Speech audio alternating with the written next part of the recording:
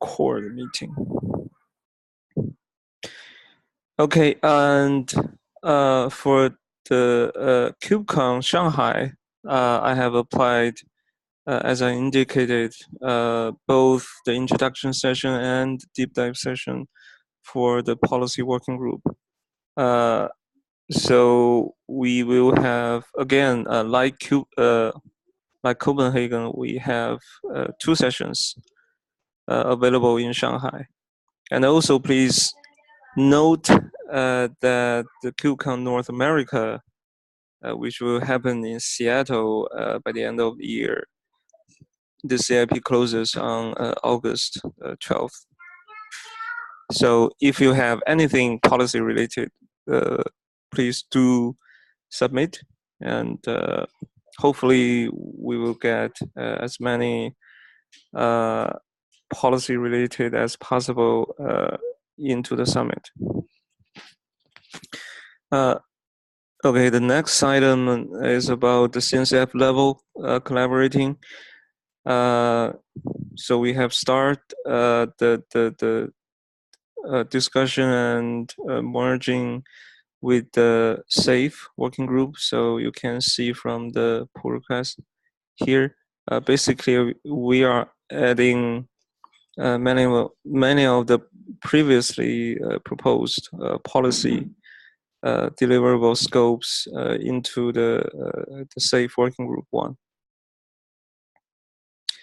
And also we start to figure out the details of the merged deliverables, and also the scope and what the future meeting will look like. So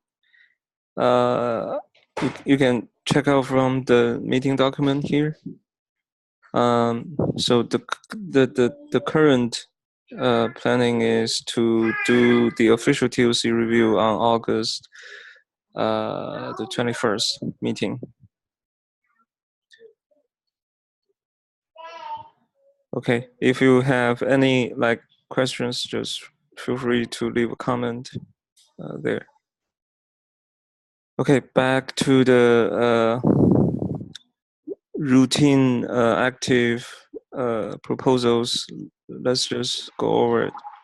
Howard, can I actually, I don't have anything to say about SAFE. Sure. I interject something about the KubeCon? Yeah. Or the KubeCons, both Shanghai and US. So we've done the same with SAFE, and so as you're planning, the policy sessions, one, it'd be great to include just some policy related stuff specifically in the SAFE session to reinforce that sort of merge group. And if you're looking at anything that is potentially in that broader cloud native ecosystem context, you may consider whether it goes into the Kubernetes bucket or into the cloud native bucket. Oh yeah, definitely. I'll make sure I share the session times once those get finalized. But JJ has applied for both for us. Okay. Okay, no problem. Thanks. Okay. First up, Erica, could you give an update on the scheduling policy? Sure. So the latest update is, I believe, at least since I've been on this meeting, Yassine pushed another update to it.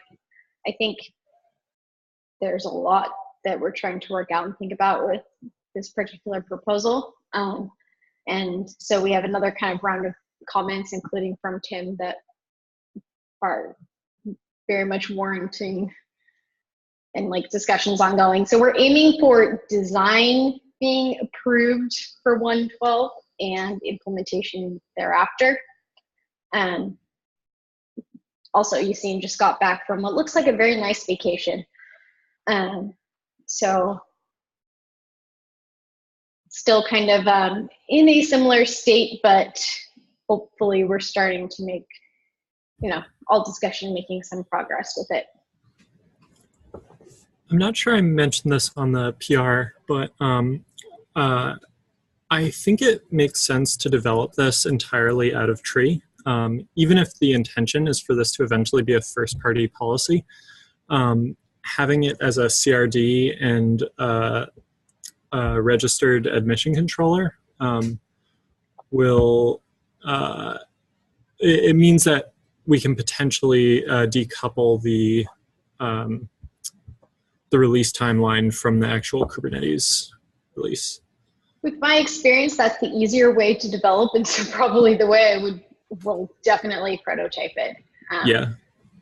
So I wouldn't worry too much about that. It sounds like generating anything new API is way more work anyway. So yep. Thank you, Client Go. So if we were to develop as a CRD implementation, does it mean we will start like a new incubation project regarding the schedule? No, I think it's just a technical thing of what like the MVP, possibly alpha, look like and what it might take to enable it. So more of a technical implementation detail than hopefully at least than any sort of thing otherwise.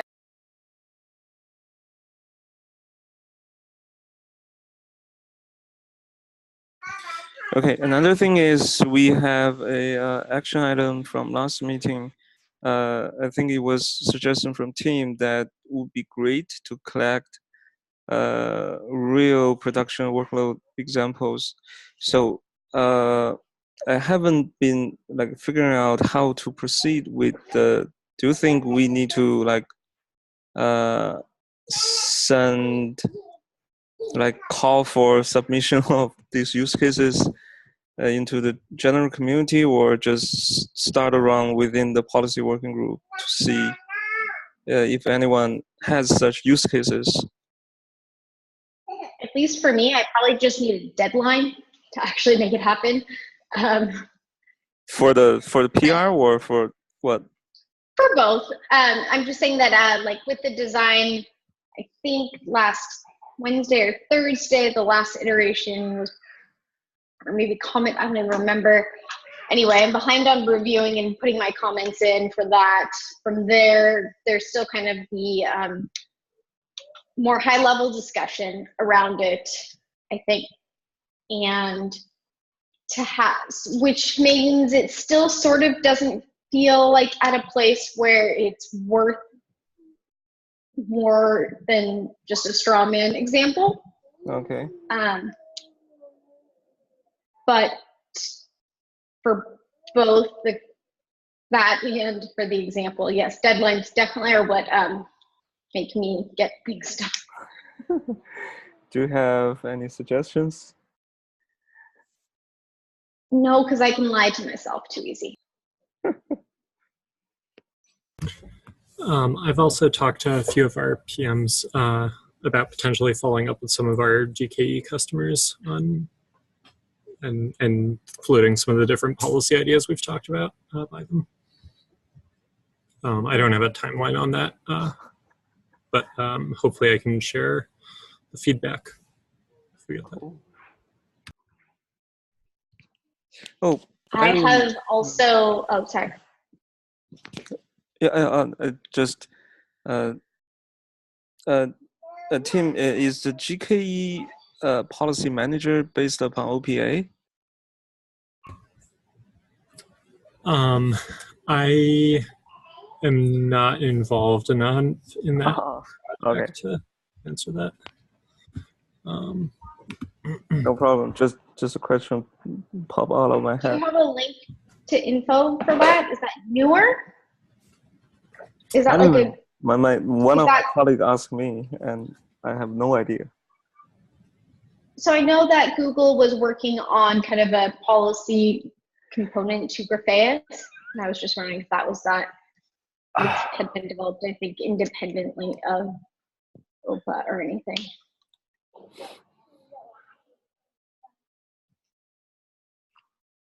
Okay. Anyways, your previous comment, Erica, before I interrupt you.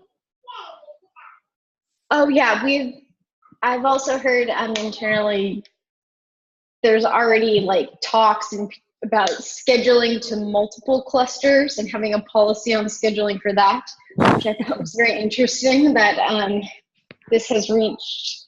I mean, scheduling itself can already be defined or at least the scheduling, any configuration for it as a policy, and that it's extended yet another layer up, I thought was very interesting.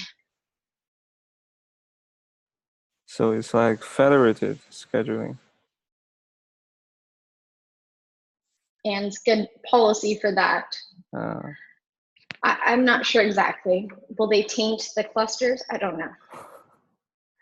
Okay. Okay, sounds interesting. Okay, moving on. Yisui, do you have any update on the audit or the namespace population? Yeah, so namespace population requires a core Kubernetes feature called initializers, which is going to be deprecated. And we had a discussion like try to make the generic initializers mechanism to be a namespace specific. So that's a dependency on the because of dependency of this namespace population.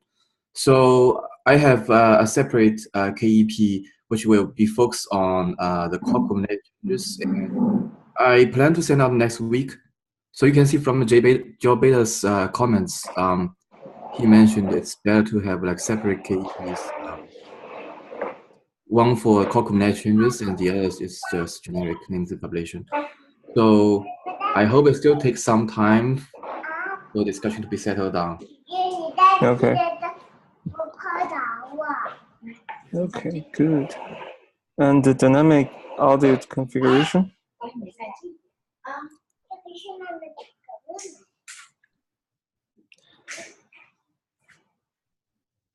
Oh, this one already landed. Did you have any specific questions about that? No, just update. So we are checking this. Yeah. It's approved for 112. Cool. So that's on Patrick. For the spec, or do we also have implementations? The plan is to have an alpha implementation in 112. Oh, cool. Okay. I suppose, is what we call an alpha implementation changing at all based on better extension mechanisms? I don't know if that could be possible here when it's trying to replace something, but I was just curious. What do you mean by better extension mechanisms? CRDs and all the other kinds of webhook extensions, etc.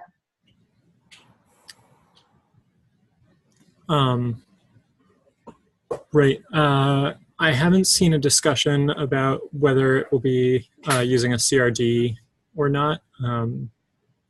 I think it still needs to go through API review. However, a bunch of the audit types are already baked in, and so if it's reusing those, it might make sense to just bake that in as well.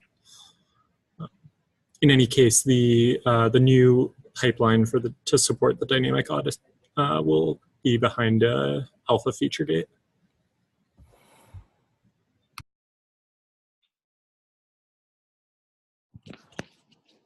Okay. And Erica, do you have any insight on this was suggested by Yasin, the metadata policy? I think metadata policy is an extension of kind of a lot of the concerns around how to actually do multi-level access controls and more sophisticated access controls. So I've been just thinking about all of these things for a while. I don't want to focus on any one particular implementation, if that makes sense. I think there's a general problem around how does a higher level indicate something that cannot be necessarily read by a lower level, or I suppose the opposite, depending on your security model. So I think it probably is yet another indication that we have something missing from our core components that we need to implement in order to really be able to model these kinds of things.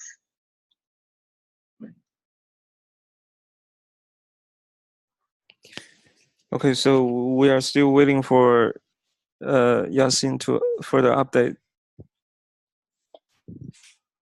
Meaning, I think it's still a really very abstract discussion that. Okay. Yeah, like I don't think it should be on anyone's radar for you need to update your clusters for this. Not even close. This is a much harder or more, yeah, I would say abstract problem. Okay.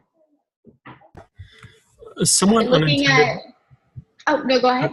A somewhat unintended side effect of the scheduling policy approach that I was proposing is that you could actually use that to manage label policy as well. And actually any of the policy types that use that same composition approach would be able to kind of unintentionally manage labels, which is perhaps an argument against it. Can you explain a little bit more? How would that be? Yeah, so my proposal was that the policy is matched against namespaces and labels and then the kind of domain specific fields that it's managing. And the goal is that the namespace and the label matching is kind of just to manage the high level classes of policies and let these things compose better. But it also means that if you just keep the domain specific spec empty, then you could say, for instance,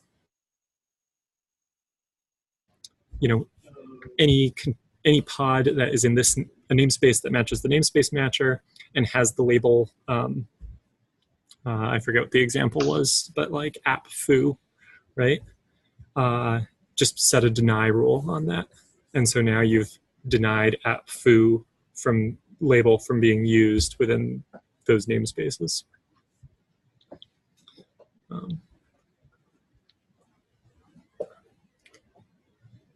You said you think that might be a negative.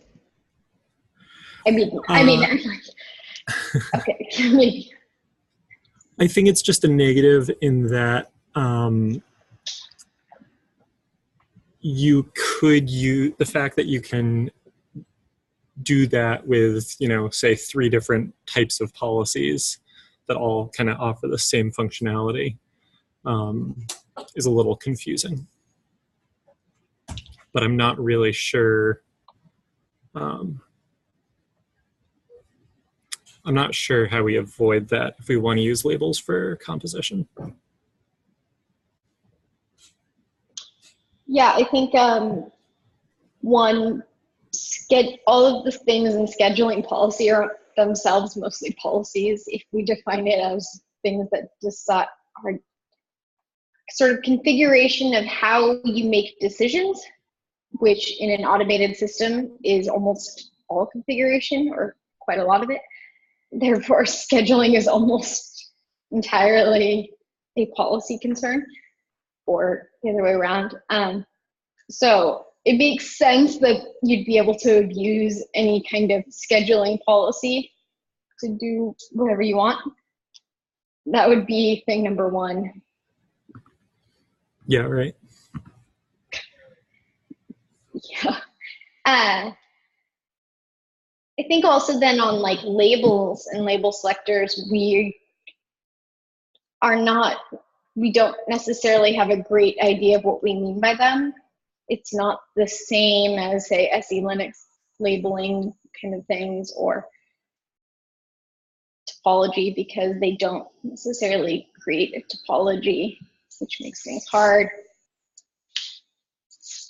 So maybe it's labels that are a limitation more than any sort of pretty reasonable and concrete way to compose policies.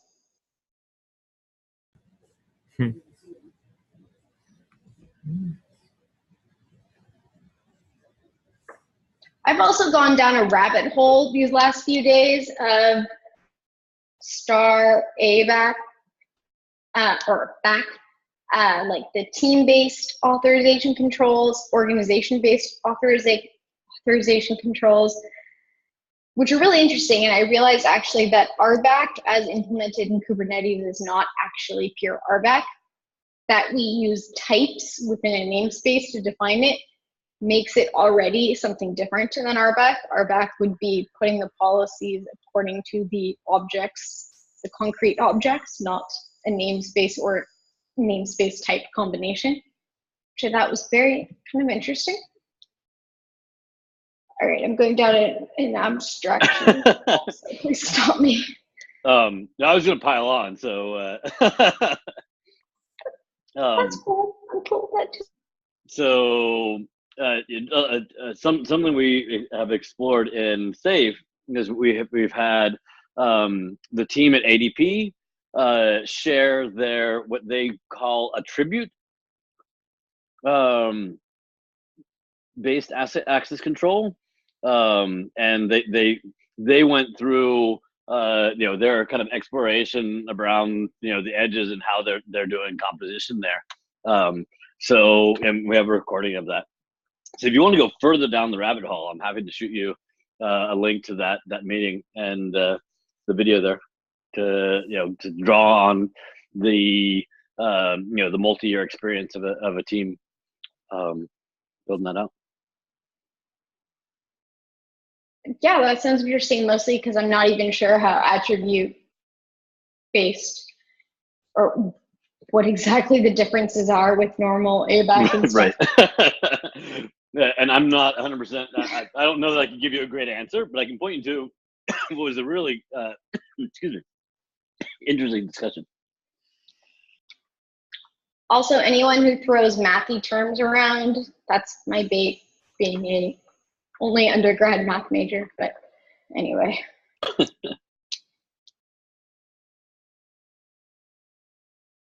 Perhaps in not quite summary, but one, if anyone wants to go down a rabbit hole with me, I will definitely go there. Two, we have still some somewhat high level discussions to work out along the scheduling policy. And three, aiming for design approval by 112.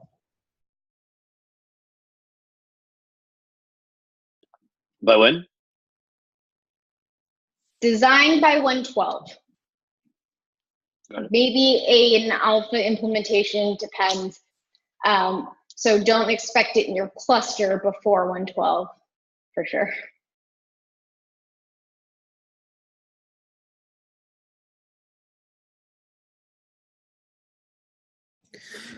Are you still working on? I remember you are doing a analysis document on the policy. Are you still working on that?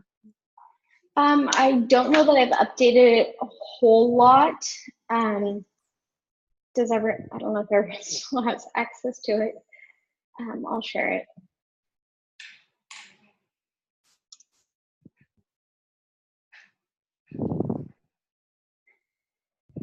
Mostly, I still have been trying to work out what it all means, or a lot of it means, and fill in some of the details.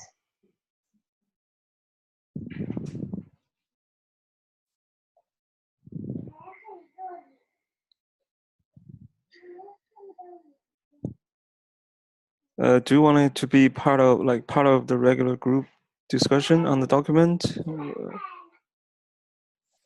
If you're asking whether you want to discuss all of my thoughts and ideas on policy, then sure. I can do that. I would maybe prefer other people help keep me grounded, though. because this looks really great. That's mostly just, I try to make my documents look nice, so you might be deceived.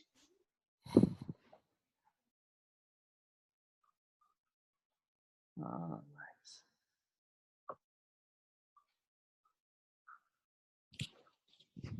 Okay, we don't have any like standing items to discuss at the moment.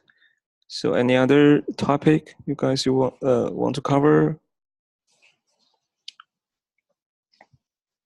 Or we can just wrap up the meeting early. What was the one email thread that was forwarded to us? Ah, right. That was an interesting one. Fine. It's from Doc from IBM about the external, let me see, external systems in control.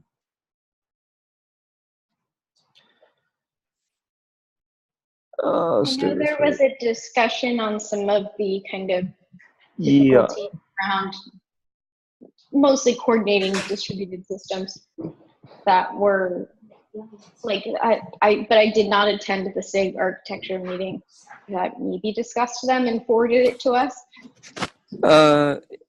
Yeah, I think there's no further update on this, but I invite Doc to come on the meeting next week, actually,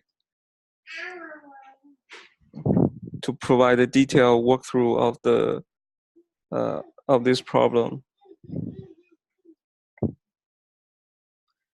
I think mostly it's about RBAC for the external systems. It seems like, how do you hook policy into the life cycle of resources? Yep. Also, I will miss next week. I'll be on the plane last minute deciding to go to RustConf. Well, we will record it anyway. So good. Thank you.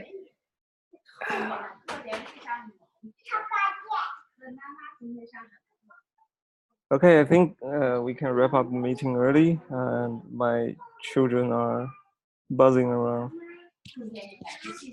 Okay, so thank you guys.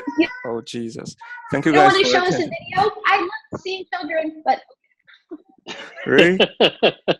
Yeah. Thanks, everybody. Dogs, yeah, me too. Children, yeah. Bring in the kids. Say hi. They want to do some engineering. Yeah, they are. Policy's fun and cool.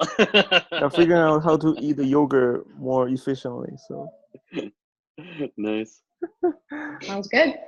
Okay, so thank you guys. All right. Thanks, everybody. Yeah. Bye bye. Bye.